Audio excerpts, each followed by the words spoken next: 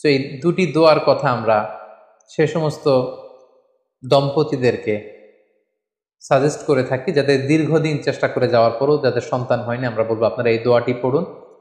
ইসাক আলাইহিস সালামের বার্থ, জন্মটাই ছিল একটা মিরাকেল, একটা অলৌকিক ঘটনা।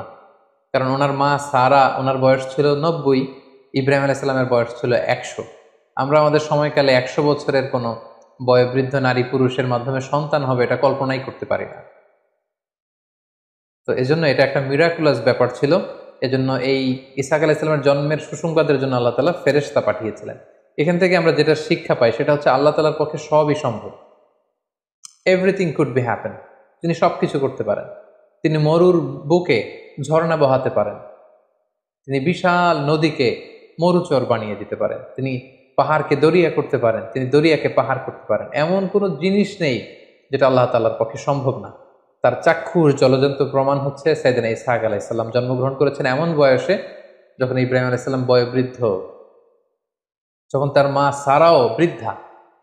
তো প্রথম যে শিক্ষাটা পাই, আল্লাহ তাআলার উপর অবিচল আস্থা এবং বিশ্বাসের শিক্ষা আমরা পাই, তিনি চাইলে সব কিছু করতে পারেন। দ্বিতীয় যে শিক্ষাটি আমরা পাই সেটা হচ্ছে বিশ্বাসী হিসেবে আমাদের কখনো হতাশ হওয়া ঠিক না। আল্লাহ তাআলা বলছেন লা তাইয়াসু মির রাউহিল্লাহ, আল্লাহর রহমত থেকে নিরাশ হয় না। বিশ্বাসীরা কখনো হতাশ হয় না, তারা কখনো নিরাশ হয় না, তারা কখনো হাল ছেড়ে দেয় না, তারা ভরসা রাখে আল্লাহর উপর। অনেক দম্পতি আমাদেরকে বলে যে দীর্ঘদিন তাদের দাম্পত্য জীবনে কোনো সন্তান হয়নি, তারা নিঃসন্তান। তাদেরকে আমরা বলি যে আপনারা সাইয়েদনা ইব্রাহিম আলাইহিস সালাম যেভাবে দোয়া করেছিলেন সেভাবে দোয়া করুন। তিনি দোয়া করেছিলেন রব্বি হাবলি মিনাস সলিহিন, হে আল্লাহ আপনি আমাকে নেককার সন্তান দিন।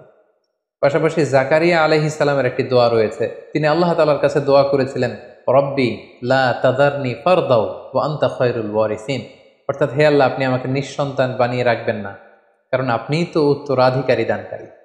সো এই দুটি দোয়ার কথা আমরা সে সমস্ত দম্পতিদেরকে সাজেস্ট করে থাকি যাদের দীর্ঘদিন চেষ্টা করে যাওয়ার পরও যাদের সন্তান হয়নি, আমরা বলবো আপনারা এই দোয়াটি পড়ুন। প্রথম দোয়াটি হচ্ছে রব্বি হাবলি মিনাস সলিহিন, ইব্রাহিম আলাইহিস সালামের দোয়া, হে আল্লাহ আপনি আমাকে নেককার সন্তান দিন।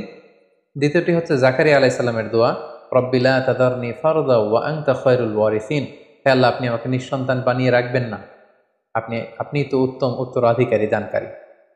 সো যাদের সন্তান হয় না তাদেরকে আমরা বলবো যে আপনারা আশাহত হবেন না, নিরাশ হবেন না, আপনারা চেষ্টা চালিয়ে যান, আপনারা দোয়া করুন, প্রয়োজনে যথাযথ চিকিৎসা গ্রহণ করুন। আল্লাহ তাআলা চাইলে সব করতে পারেন।